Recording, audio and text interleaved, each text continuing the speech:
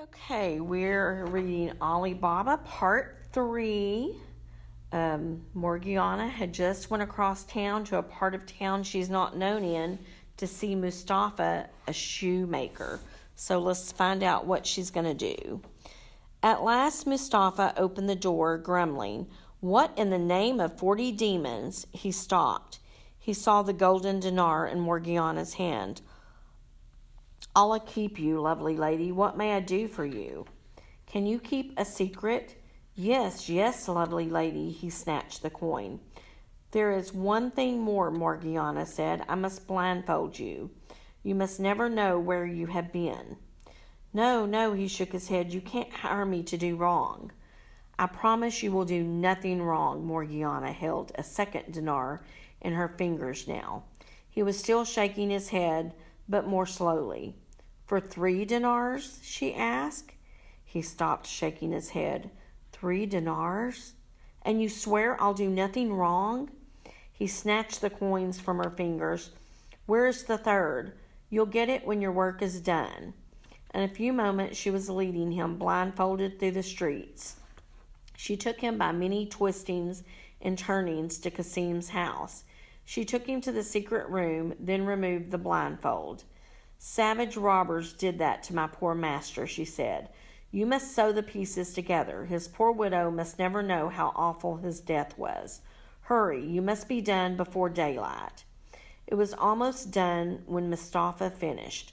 Morgiana said, We must hurry. She blindfolded him again and took him home as quickly as she could. She gave him the 3rd golden dinar. Remember, never a word about this night.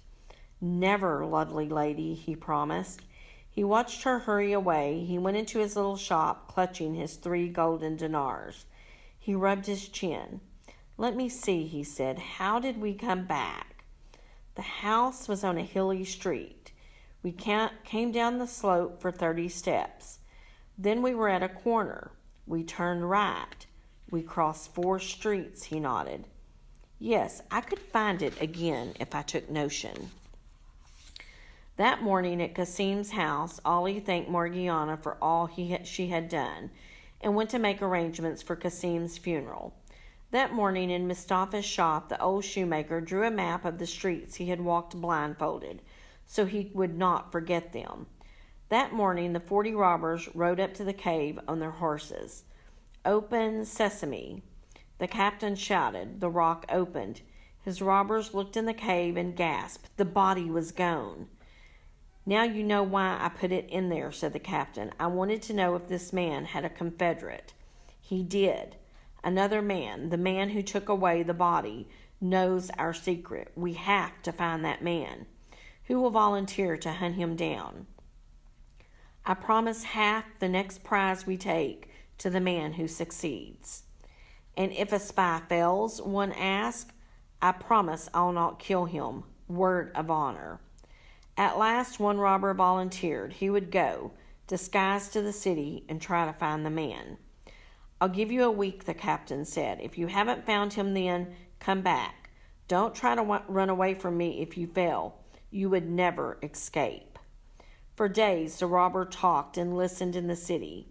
No word of sudden wealth or a strange death. 5 days passed, then 6. One more day and he would have to go back to his captain.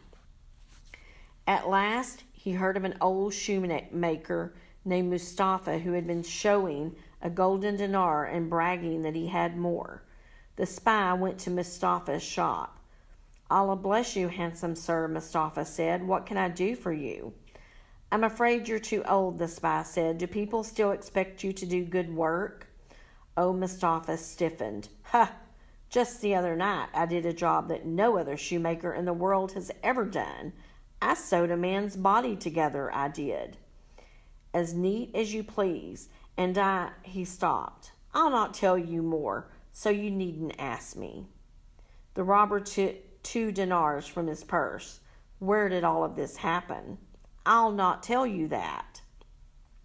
You probably couldn't find it, could you? Old men are very forgetful. Mustafa jumped to his feet. I could find it with my eyes shut. Prove it, and this money is yours. Old Mustafa cackled and rubbed his hands. He led the way blindfolded to a hilly street. He began to count 1, 2, 3. Presently he stopped. We are now in front of the house. The robber marked Kasim's door with chalk. He took Mustafa home, gave him the coins, then dashed back to the forest to report to the captain. Success! Half the next prize is mine. Just about the time the robber was bragging to his captain, Morgiana came out of Kasim's house and saw the chalk mark on the door. What could it mean? Had the robbers tracked them down? She got a piece of chalk and marked the 6 other doors on the street. That night, the robbers followed their clever spy into the city. He bragged all the way to the street of Kasim's house. He was still bragging when he found the hilly street and the 7 doors marked with chalk. You fool! The captain was so angry he forgot what he had promised on his word of honor not to kill him, and the robber was sentenced to die.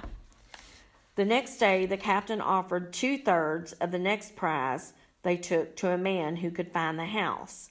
Another robber volunteered. He went in disguise to talk to Mustafa. At first, Mustafa said no. It took 4 golden dinars to make him say yes. This robber marked Kasim's door with red paint. He reported back to his captain that all was ready. Once more, Morgiana saw the sign on the door. Once more, she marked 6 other doors the same way. Once more, the robbers rode into town with a bragging spy leading the way. And once more, a robber was sentenced to die. I'll take care of this myself, the captain said. I should have done that in the first place. He went in disguise to talk to Mustafa. This time, it took 6 dinars to make Mustafa lead the way to Kasim's door.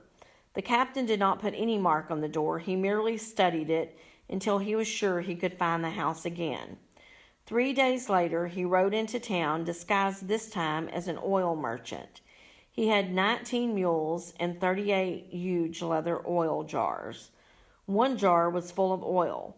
His men were hidden in the other 37 jars, and each man carried a dagger.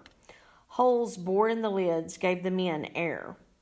We must wait until after supper to go to the house, he said.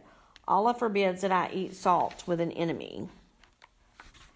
At dusk, he led his mules to Kasim's house and found Ali sitting outside. Allah bless you, he said. The inns are full. Could I spend the night in your courtyard with my mules? Ali smiled. Your mules may spend the night in my courtyard, good friends, but not you. You shall have our best room and a comfortable bed. The captain unloaded the jars in the courtyard and whispered to his men, Keep absolutely still until you hear my whistle. Then leap out with your daggers ready. He went into the house and thanked Ali for his kindness and asked to go to his room. He was very tired, he said, and must start on his way early the next day. Soon everybody was in bed but Morgiana. She was in the kitchen finishing work. Suddenly her lamp sputtered and went out. What a nuisance. She remembered she was out of oil.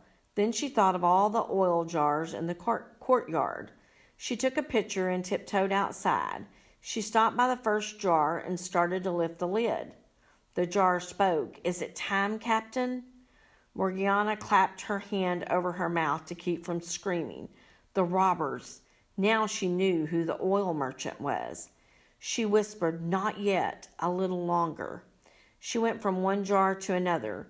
Each time a man asked, Is it time, Captain? She gave the same answer. At last she found the 1 jar full of oil. She stood there alone looking around the courtyard. 37 robbers and their captain ready to kill Ali Baba. There was no time to go for help. She must save him herself. She filled a big kettle with oil and made it boiling hot. She carried the boiling oil out to the courtyard and poured some into each of the 37 jars. She went back to the kitchen to put out the light and stood at the window and waited. Okay, we're going to stop right there for today, and tomorrow we will continue and end the story of Ali Baba. So come back tomorrow to see what happens.